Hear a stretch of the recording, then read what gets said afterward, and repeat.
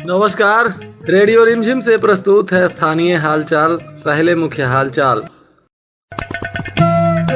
Vote प्रतिशत बढ़ाने के लिए जिलाधिकारी और पुलिस अधीक्षक ने शुरू किया हस्ताक्षर अभियान।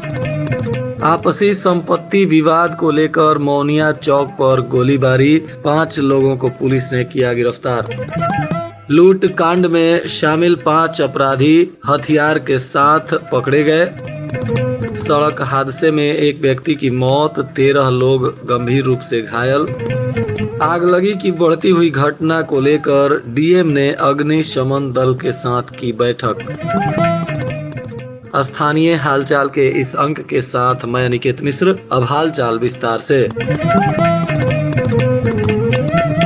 गोपालगंज के जिलाधिकारी मोहम्मद मकसूद आलम और पुलिस अधीक्षक स्वर्ण प्रभात ने आज समाहरणालय के सभा कक्ष में जिले में वोट प्रतिशत बढ़ाने के लिए हस्ताक्षर अभियान की शुरुआत की। इस दौरान सभी पदाधिकारियों ने हस्ताक्षर करते हुए आम जनता से भी इस बार अधिक से अधिक वोट देने की अपील की। उन्होंने कहा कि लोकतंत्र के इस महापर्व में हर भारतीय नागरिक का कर्तव्य है कि जो मतदाता हैं वे निश्चित अपने मताधिकार का प्रयोग करें और लोकतंत्र को मजबूत बनाएं। उन्होंने कहा कि जो भी उम्मीदवार हैं उनमें से जो भी आपका पसंदीदा उम्मीदवार है उसे वोट करें। अगर आपको कोई उम्मीदवार पसंद नहीं आता है तो आप चुनाव आयोग के द्वारा नोटा बटन का भी इस्तेमाल कर सकते हैं। चुनाव आयोग ने मतदाताओं के लिए तमाम तरह की सुविधाएं भी दी हैं। वहीं पोलिंग बूथ पर पेयजल और शेड की व्यवस्था भी की जा रही है ताकि मतदाताओं को कोई असुविधा ना हो। जिला पदाधिकारी ने कहा कि 29 अप्रैल से नामांकन की प्रक्रिया शुरू हो जाएगी। इसके बाद जहां भी कम वोट प्रतिशत दर्ज किया गया है उस पोलिंग बूथ के आसपास जिला प्रशासन के द्वारा डोर टू डोर जाकर भी लोगों को मतदान करने के लिए प्रेरित किया जा रहा है।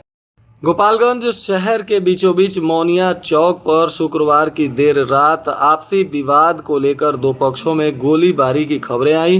तड़ातड़ गोलियों की आवाज से पूरा शहर दहशत में आ गया और भारी संख्या में पुलिस बल अलग अलग से एसडीपीओ सदर प्रांजल के नेतृत्व में वहां तुरंत पहुंचे और पूरे क्षेत्र को पुलिस छावनी में तब्दील कर दिया गया। एक एक बिंदुओं पर जांच पड़ताल की गई तो पता चला कि मौनिया चौक पर ही भूमि विवाद को लेकर 2 पक्षों में यह गोलीबारी की घटना हुई है। पुलिस ने इसमें त्वरित कार्रवाई करते हुए 5 लोगों को गिरफ्तार किया। जिस बंदूक से गोली चलाई गई थी उस लाइसेंसी बंदूक और 44 जिंदा कारतूस को भी पुलिस ने बरामद कर लिया। गिरफ्तार आरोपियों में सोनू मिश्रा, अभिषेक रंजन उर्फ मिश्रा, मन्नू मिश्रा, चंदन मिश्रा और राज किशोर मिश्रा बताए जा रहे हैं। पुलिस ने इन सभी आरोपियों को पूछताछ के बाद न्यायिक हिरासत में भेज दिया। ये लोग मौनिया चौक के ही रहने वाले बताए जा रहे हैं।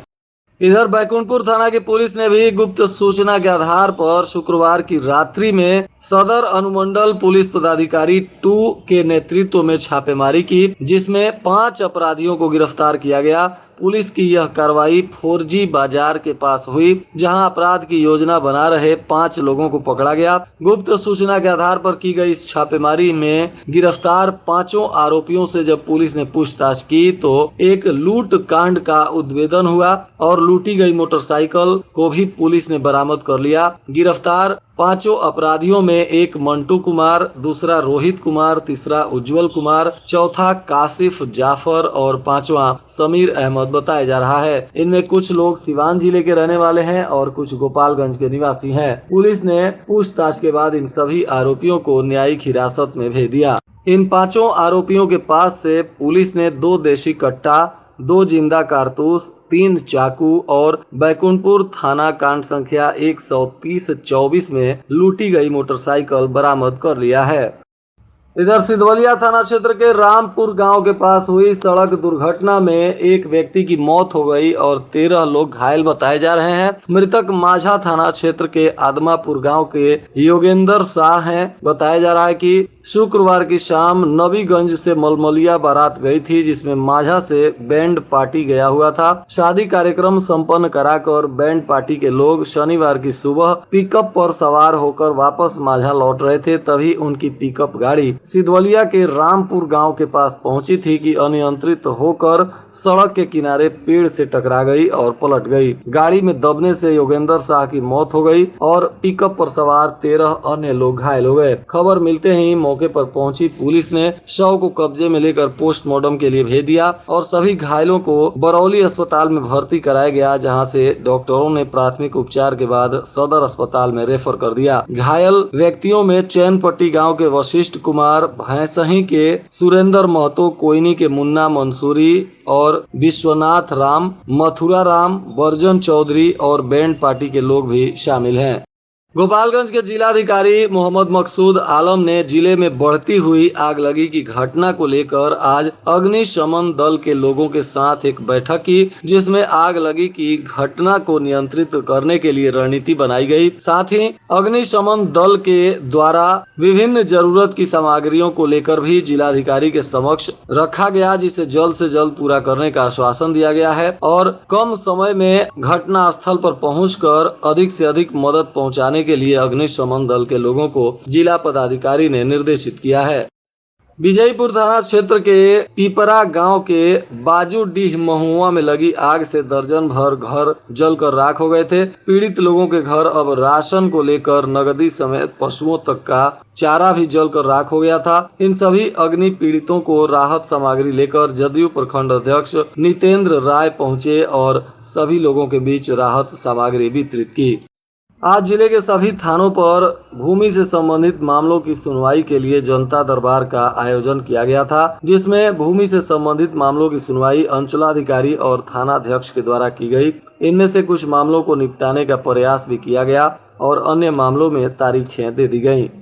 गोपालगंज के जिला एवं सत्र न्यायाधीश राकेश मालवीय के निर्देश पर प्रमोद कुमार महथा की देखरेख में कुचायकोट प्रखंड के बनतैल पंचायत भवन पर मध्यस्थता जागरूकता कार्यक्रम का आयोजन किया गया, जिसमें पैनल अधिवक्ता शंभू मिश्रा और पीएलवी मुकेश कुमार बैठा की टीम ने आम जनता को मध्यस्थता की प्रक्रिया, मध्यस्थता में वैवाहिक वाद, वाणिज्यिक वाद, संपत्तिवाद इत्यादि के मामलों को जिला विधिक सेवा प्राधिकार में प्रशिक्षित मध्यस्थों के माध्यम से सुलह समझौता के बिंदु पर वार्ता करने एवं वाणिज्यिक वादों को पूर्व वाद के रूप में भी दाखिल कर उनके समझौता के बिंदु पर वार्ता को लेकर विशेष रूप से जानकारी दी गई।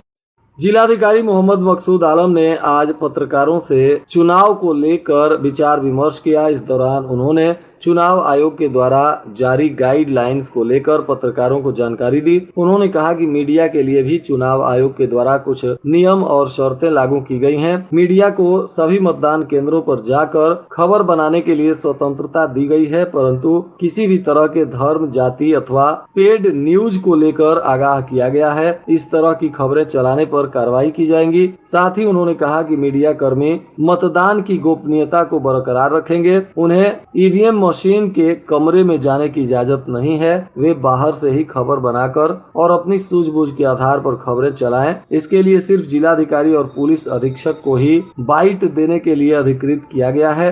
मीडिया का कोई भी कर्मी किसी भी मतदान कर्मी से किसी भी तरह की जानकारी कैमरे पर नहीं ले सकता है। उन्होंने बताया कि मीडिया कर्मियों की एक सूची जारी की गई है। इस सूची में जिन मीडिया कर्मियों का नाम है उन्हें पास दिया जाएगा और पास लेकर ही कोई भी मीडिया कर्मी चुनाव का समाचार संकलन कर सकता है। बिना पास के कोई भी मीडिया कर्मी कहीं भी समाचार संकलन करते हुए पकड़ा जाएगा तो उस पर सख्त कानूनी कार्रवाई की जाएगी। गोपालगंज के सांसद डॉक्टर आलोक कुमार सुमन ने आज कटिया पंचायत के कटिया, भेड़िया, गौरा, अमवा और रुद्रपुर के दर्जनों गांव में जन संवाद कर जनता से आशीर्वाद मांगा। उन्होंने कहा कि 4 मई को नामांकन में शामिल होने के लिए और 25 मई को अपने पक्ष में तीर छाप पर वोट देने के लिए आप सभी लोग अधिक से अधिक संख्या में और केंद्र में प्रधानमंत्री मोदी की सरकार बनाने में मदद करें। जीवन ज्योति वैवाहिक सेवा संस्थान के तत्वाधान में राजकीय मध्य विद्यालय लामी चौर के परिसर में सामूहिक विवाह कार्यक्रम आयोजित किया गया, जिसमें वैदिक मंत्रोच्चार के बीच हुए कार्यक्रम में 9 जोड़े एक दूजे के हो गए। पंडित राजेश उपाध्याय ने शादी की सभी रस्मों को संपन्न कराया। बिहार के गोपालगंज और सिवान जिलों के अलावे उत्तर प्रदेश देवरिया, कुशीनगर के भी जोड़े इस बार शादी के बंधन में बंध कर एक दूसरे के हो गए। और आज के मौसम का तापमान गोपालगंज में न्यूनतम 27 डिग्री सेल्सियस और अधिकतम 43 डिग्री सेल्सियस रहने की संभावना है। अंत में मुख्य हालचाल एक बार फिर। वोट प्रतिशत बढ़ाने के लिए जिलाधिकारी और पुलिस अधीक्षक ने शुरू किया हस्ताक्षर अभियान। आपसी संपत्ति विवाद को लेकर मौनिया चौक पर गोलीबारी, 5 लोगों को पुलिस ने किया गिरफ्तार। लूट कांड में शामिल 5 अपराधी हथियार के साथ पकड़े गए। सड़क हादसे में एक व्यक्ति की मौत, 13 लोग गंभीर रूप से घायल। आगलगी की बढ़ती हुई घटना को लेकर डीएम ने अग्निशमन दल के साथ की बैठक। इसके साथ ही रेडियो रिमझिम से प्रसारित स्थानीय हालचाल का यह अंक समाप्त हुआ। नमस्कार।